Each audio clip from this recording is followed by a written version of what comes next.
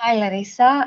It's really good to see you again. So, I am currently in Grey, London, and I had actually a meeting before with a director. I'm working on a short film.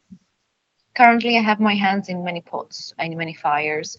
I'm doing some short films. Actually, we're in the development stage, so we are just now trying to seek funding and to actually make it work. And also, I'm in the post production. Actually, we finished the post production of one another short film, and now we're going to submit to festivals. And at the same time, whilst with everything that's going on, I'm also trying to speak to other clients and see and expand my horizon, my networking. And at the same time, I'm speaking with another director for a feature to produce. But yeah, also maybe I should have stated in the beginning, I'm a film producer. Short film so far, but we'll move on to a longer form at some point. Well, every project is different. So one way that you can do that is by crowdfunding, which is very hard. I hate it, and I've done it once successfully, but also I've done it other times. But it's really painful to just ask and bother everyone you know for a small donation. It's really satisfying when you get the amount, but still it's like very gruesome in the process. So another way of funding is actually seeing what is your story about, who is the target audience, and maybe the target audience is it behind a cause, a charity. Maybe you can actually work with charity or organization that supports a charity. So, or it's about, for example, making fun of, I don't know, a social phenomenon and, for example, dating. And maybe there's a dating app that wants to partner up. So there's so many ideas and so many creative ways to go about and address people. But the most important in funding is just the story is good enough to be told. Should it be told? If so, I think life will find a way and funding will come, usually from crowdfunding, but there are other ways as well. Of course, having a powerful network always helps. Well, the ones I've attended with my previous film were based in the UK, and the one I really liked was Women X Festival.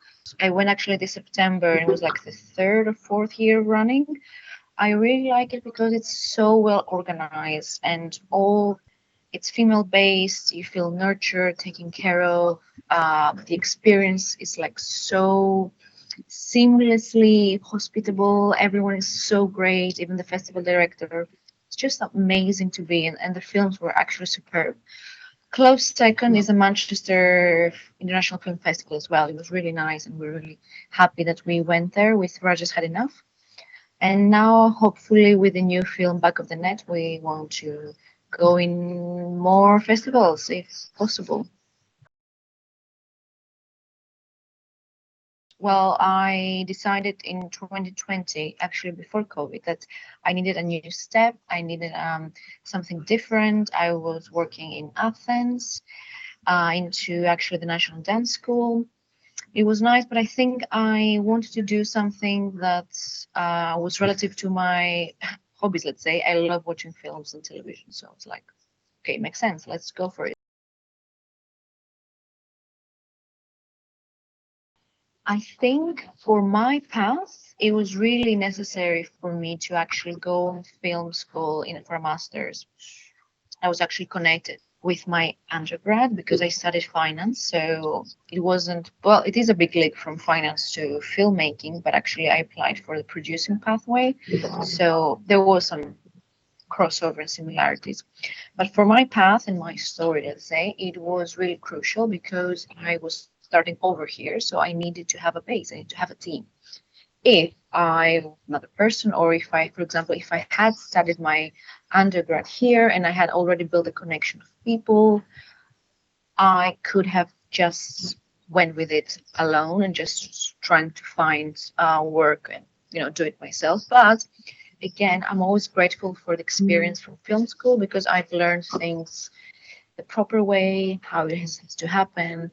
Because when you're making films on your own, or of course when you're participating into films of others, you never know which one is like the best way. It's good to see many point of views. So I think in the end, I'm really grateful for attending Goldsmiths.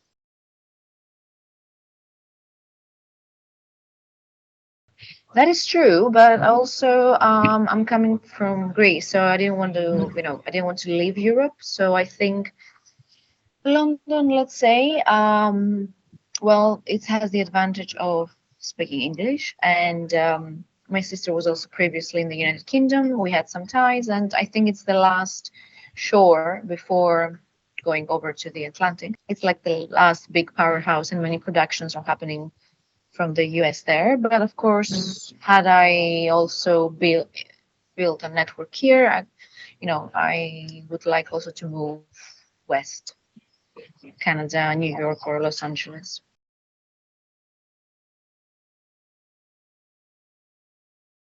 Well, to make actually as many films and materials they can with the equipment from their uni and experiments, and I will sound very cliche and cheesy, but make mistakes and just shoot things, just take the camera and just create stories, create material. It's really nice to work on your craft, and of course make sure that you keep this bond with your classmates, because that's what those classmates and those friends are for life. And especially even if London is a very big place, it's still a small network, so everyone knows each other one way or another.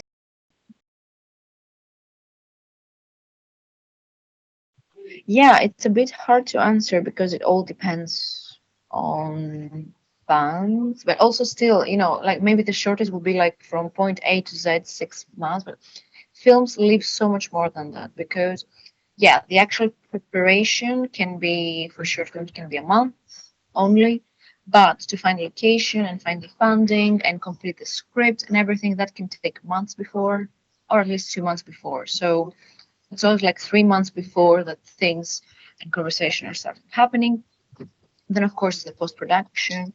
I'll take a month or two, and then the film is not done because it has to go somewhere. It has to be shared with the audience. So then the festival run has to start. Yeah, I think films live, even short films live for 1 year or two, let alone features. So yeah, it's a long journey.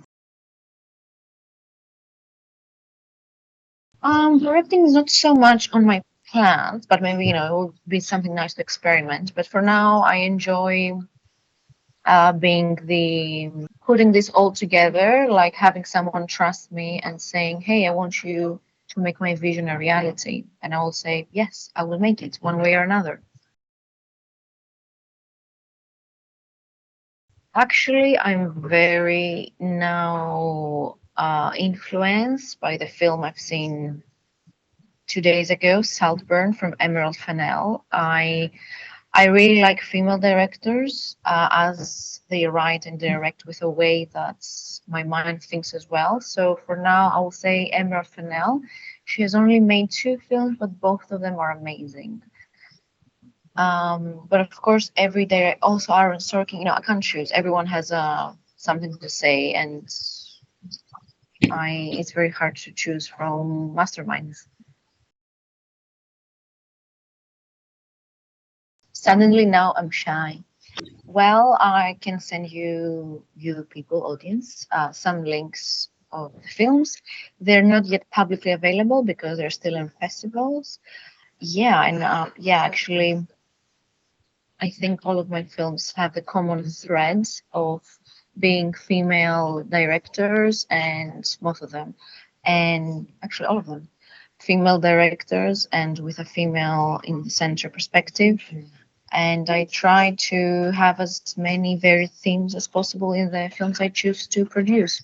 But definitely, I want to be a unique storytelling, as everyone would want that, and to have the female perspective on top of it, like, female lead or female director or something to feel, because I want to produce films I want to see. Thank you very much for seeking me out.